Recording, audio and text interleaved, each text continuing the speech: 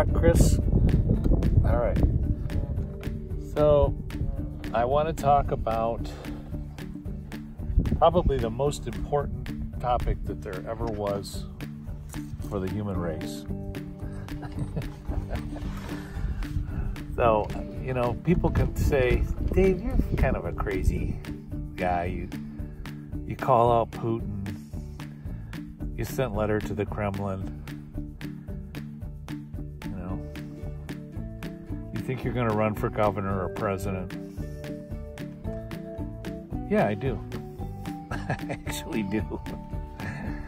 And like most people that try to put something forward to save or help people, it's an uphill climb, and you don't make a lot of friends on the way. So,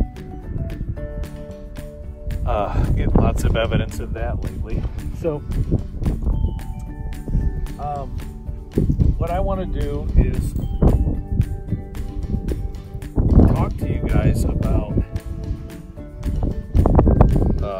the book of Daniel, the book of Revelation. There you go, Chris. Sit down. And the idea of everlasting life. Well, Dave, people die and go to hell. Okay. What do you suppose the people of Hiroshima and Nagasaki were thinking before they got melted? When they saw a big fireball coming. Was that hell on earth? Well, that doesn't count, Dave. Why don't you ask one of them if that counted? You know, how many of us have gone through times in our lives where, you know, it's not just the dark night of the soul, it's hell on earth.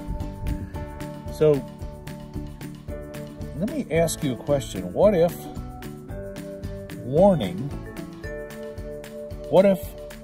hell and the lake of fire were warnings about miserable outcomes from bad behavior? What if the apocalyptic writers of, you know, Revelation were talking about these terrible events and matching it up with key events in society that have happened, and they're projecting outcomes of terrifying proportions in time sequence, like we see in the book of Revelation and Daniel. So those prophetic revelations, you know, in their projection into the future or the end time, appear to be actual events. But what if they're written by wise men to warn us of the potential? Because history kept repeating itself, and they thought, well, how are we going to put a story together to scare these people out of misbehaving? So, I don't know that anybody's thought about this. I'm sure that there's probably 1,000 people that have thought about this, but I don't know if anybody's actually talking about it. But we really need to start looking at the apocalyptic language as a warning instead of an actual outcome. And the reason we need to do that is because we're literally, by preaching people are going to go to hell and people are going to get left behind, we're actually creating, it's a self-fulfilling prophecy. Because the people that know or don't believe that, they're going to say this gospel stuff is nonsense, and they're going to miss the elements of the gospel that are not damning, but they are instead designed to teach people how to behave in a manner that gives us everlasting life. So, you know, I'm kind of bummed out because people are telling me, Dave, you're talking over everybody's heads and your graphics are so hard. Oh crap, you guys have been looking at graphics ever since 3rd grade. You know how to look at a graphic until it clicks, you know. If you want to quickly judge what I'm saying and doing, that's up to you, but you're missing a great opportunity. I've spent a lot of time in putting these presentations together. You can either make use of them or not. I'll tell you who made use of them. You can say, big fool. Putin was going to retire anyway.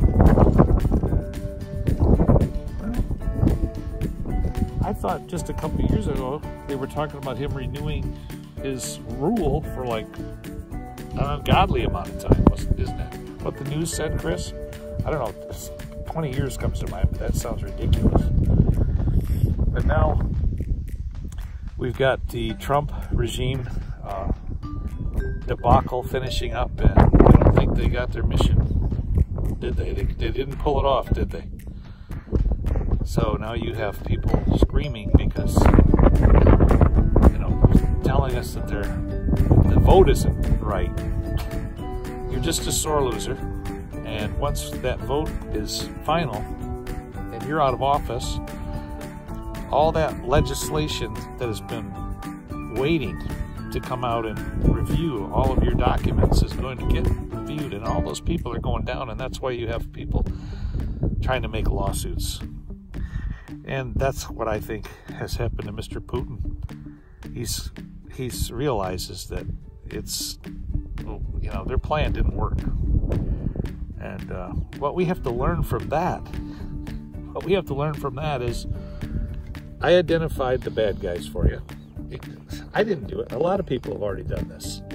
A lot of writers have already written about this. But I don't think that the writers are connecting the dots better than that young man who wrote the book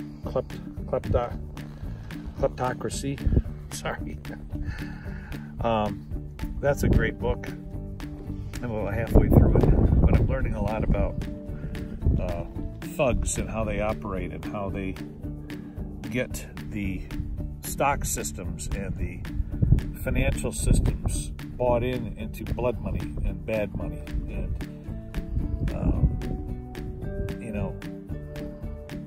payoffs and bribery and all that kind of thing. And it's just, that stuff has to be addressed. I'm wandering. I'm sorry. I did wander away, but I want to go back to something. Damnation, eternal judgment, going and burning in hell is just like earlier today I talked about of the men who have been in jail all their life. You think that's not hell on earth? Oh, that's not hell, Dave. They're comfortable in their cell. That's hell on earth. That's hell on earth. And those judgments are not biblical, and they need to be revisited. So, regeneration model gives us a common law, which is the base bottom line is elevating human value and nurturing the human mind.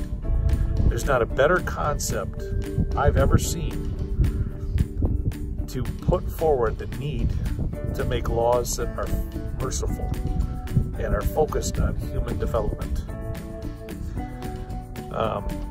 The other night when the moon was full, I was out and I was looking at the stars, and one of the things in the Bible that nobody talks about, which is one of the first things in the Bible, is God promises Abraham, you're going to inhabit those stars.